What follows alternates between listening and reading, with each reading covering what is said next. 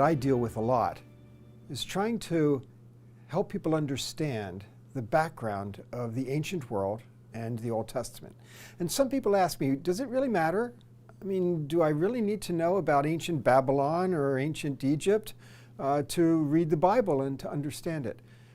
Does background information really make a difference? Well, I think that it does, but not necessarily in the ways that we might imagine.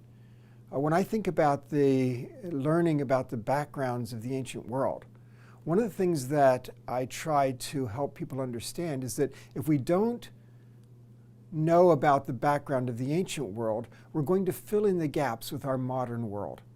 And that's what can lead to trouble.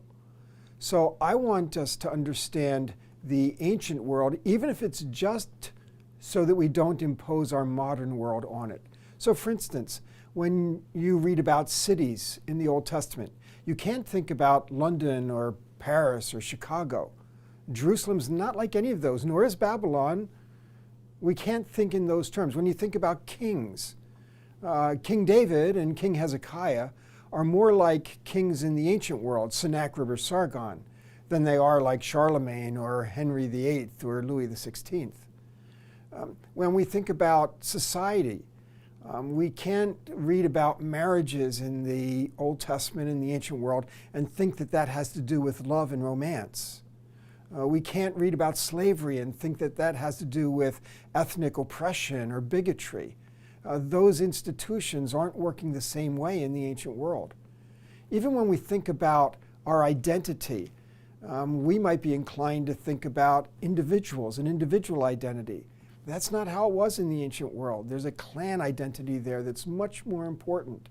So in that regard, we have to be willing to set aside the way we tend to think most naturally and to really try to understand more about the ancient world and how that was.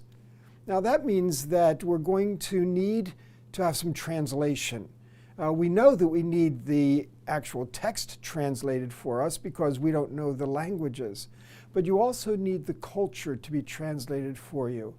Because the fact is, even though the Bible was written for us, it's not written to us. And therefore, we need some help. We all need help to try to understand the text. Now, at that point, some people get frustrated and say, so I have to have experts to help me read the Bible? I can't just sit down with my Bible and understand it? Well, don't get me wrong. We may need help in reading particular texts of the Bible, but you're not going to have a lot of trouble understanding the theology of the Bible. The basic doctrines, the God who has revealed himself in the Old Testament, that comes through clearly enough. Yes, there might be adjustments we make as we understand culture, but for the most part, God has revealed himself in his Word, and even though he revealed himself to and through an ancient culture, that revelation comes through pretty clearly as we read our Bibles today. But we may need help in trying to understand the actual texts of the Old Testament. When we read about Joshua asking the sun and the moon to stand still, we're going to need some help with that. We can't for a moment think that the text is talking about physics. They didn't think physics in the ancient world. In fact, they didn't even know that the sun and moon were objects. They only knew that they were lights. They didn't know about the movement of the heavenly bodies. And so they're not thinking in those terms. And when Joshua makes that request, he's not thinking that way. We have to figure out how he is thinking. What does he mean when he talks about the sun and the moon stopping or standing still or waiting? How can we gain information from the ancient world? We have loads of texts from the ancient world which give us windows to that world.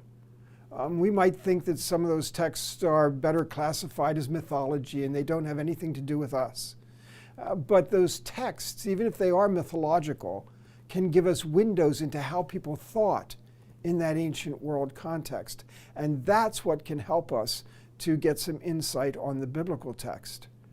And so when we go reading Joshua 10 and about the sun and the moon, it can make a difference if we're aware of the fact that in the ancient world, lots of people used celestial divination, and that was the way that they thought about the movement of the heavenly bodies. Now, we don't have to believe for a moment that Joshua thought that way, but he knows that his enemy does.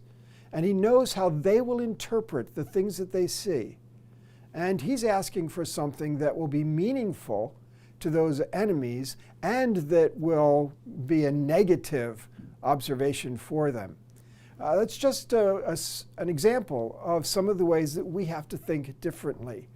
When we think about the biblical law, we have to understand how law worked in the ancient world, not just how it works today.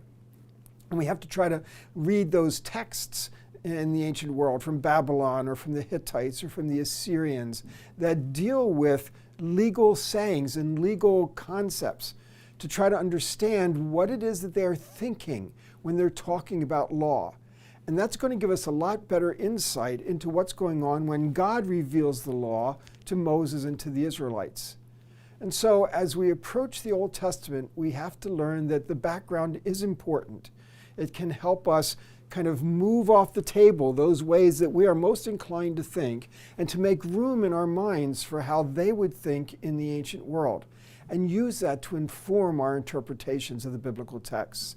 And that way we'll be sure that we are getting the message, the authoritative message of Scripture that ancient author was trying to communicate to his ancient audience. And that's going to get us to God's revelation of himself.